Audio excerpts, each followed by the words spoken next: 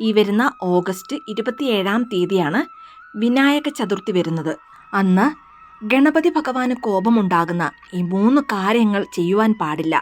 അറിയാതെ പോലും ഈ കാര്യങ്ങൾ ചെയ്താൽ അതിലൂടെ വലിയ പാപങ്ങൾ വന്നു ചേരുന്നതാണ്. ഒന്നാമതായി, ഒരു കാരണവശാലും തുളസി ഇലകൾ ഗണപതി പൂജയ്ക്ക് ഉപയോഗിക്കുവാൻ പാടില്ല. കാരണം തുളസി ഇലകൾ വിനായകന് ഒട്ടും ഇഷ്ടമല്ല. അതുകൊണ്ടാണ് തുളസി ഇലകൾ പൂജയ്ക്ക് ഉൾപ്പെടുത്തരുതെന്ന് പറയുന്നത്. രണ്ടാമതായി, ആരാധനകളിൽ ശുദ്ധിക്ക് വളരെയധികം പ്രാധാന്യമുണ്ട്.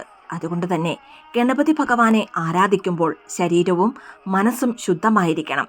ഈ ശുദ്ധി നിലനിർത്തുവാൻ പൂജാ ദിവസം പുകയിലയും മദ്യവും ഉപയോഗിക്കരുത്. ഈ കാര്യങ്ങൾ ശ്രദ്ധിക്കുന്നതിലൂടെ ആരാധനയിൽ ആവശ്യമായ ശുദ്ധി പാലിക്കുവാൻ സാധിക്കുന്നതാണ്. ഇനി മൂന്നാമതായി, ആരെയും ആനത്തലയുള്ളവൻ എന്നു പറഞ്ഞ് പരിഹസിക്കരുത്.